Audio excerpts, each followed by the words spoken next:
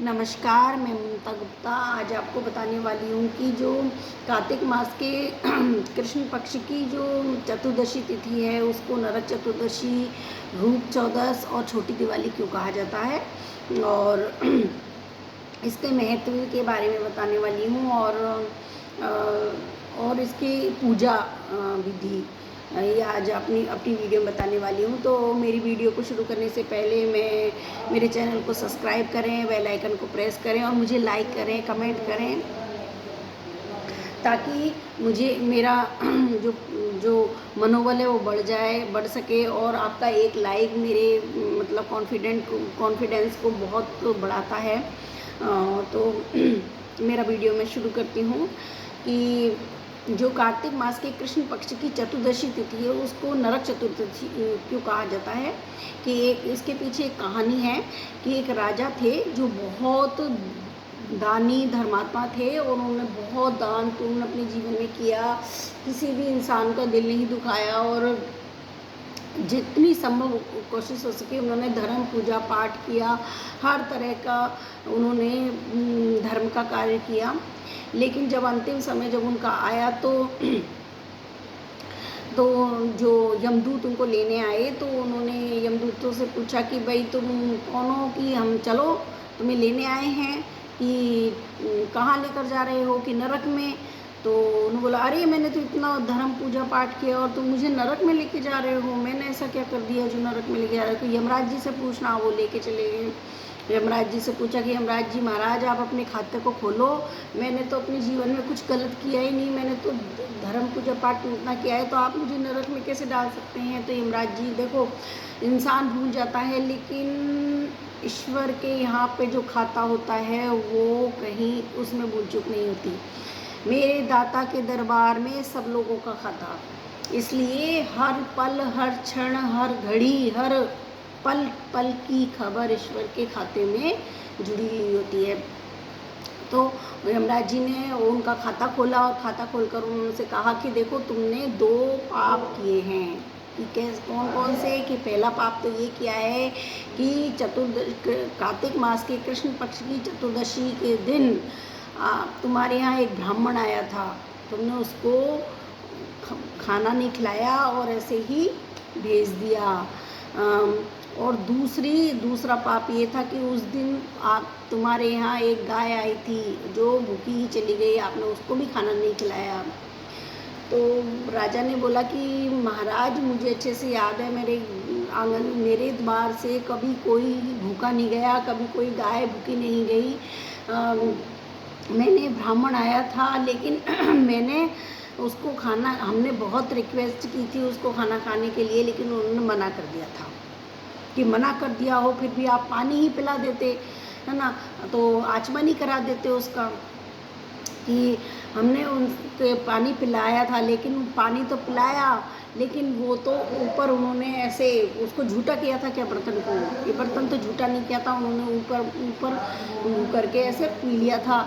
कि उनको बर्तन झूठा आपको कहना चाहिए, अगर वो ऊपर करके पानी पी रहे हैं या ऐसे पानी पी रहे तो आप कह सकते थे कि भाई बर्तन को झूठा करके पी लो, लेकिन आपने ऐसा कहा नहीं।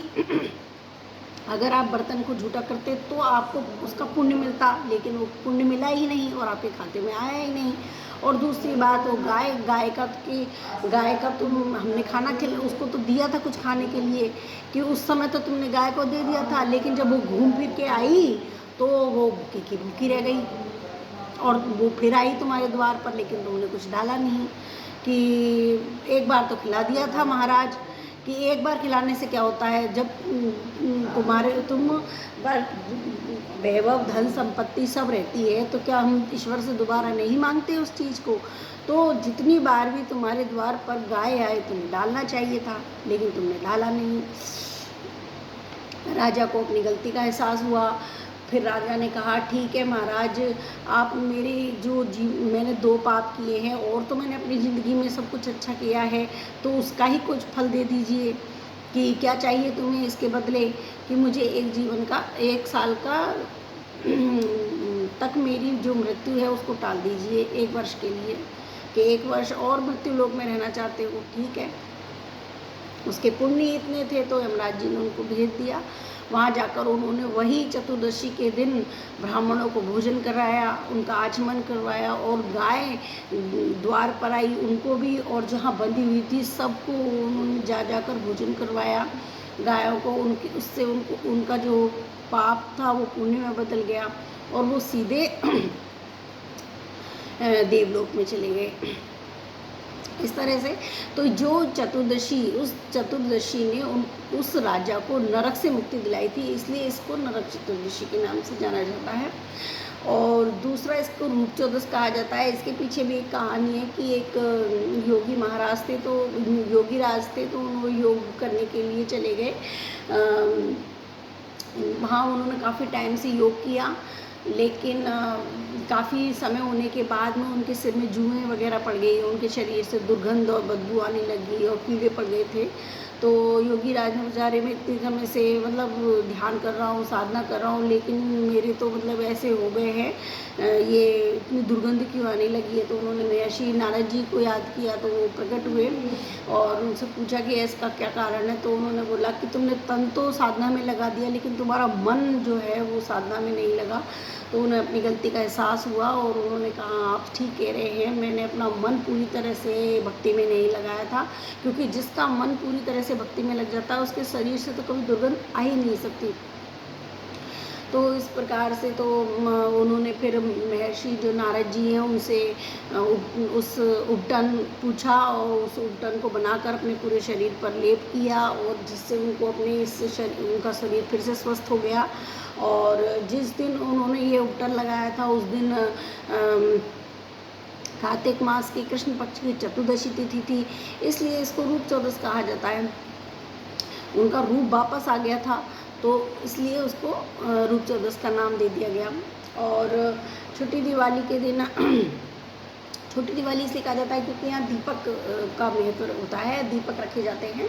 तो पूजा विधि किस तरह की जाती है मैं बता देती हूँ कि जैसे पिछली वीडियो में मैंने आपको बताया था कि धनतेरस की पूजा किस तरह करते हैं। तो उसी धनतेरस के दिन हमने जिस थाली की में पूजा की थी, हमको वही थाली रखनी है, उसी प्रकार से करना है। सेम वही गोबर के से लीपना है, गाय के गोबर से लीपन करना है और उस पर चौक बनाना है और पाटा रखना है, लाल कपड़ा बिछाना है। और वो थाली अगर आपने उस जगह से हटा दी तो वापस उस थाली को वहीं रखें। और जो सिक्का है, जो हमने चांदी का सिक्का या जो सिंपल कॉइन जो भी था, जो भी आपके पास अवेलेबल हो, वो जो सिक्के की हमने पूजा की थी वो उसी पर रखे रहने दें। साथ जो हमने स्वास्तिक बनाया था उसके ऊपर रखा हुआ था। उसके बगल में जो हमने उसके जो मतलब राइट हैंड में जैसे सिक्का है, सिक्के के जो राइट हैंड की तरफ हम एक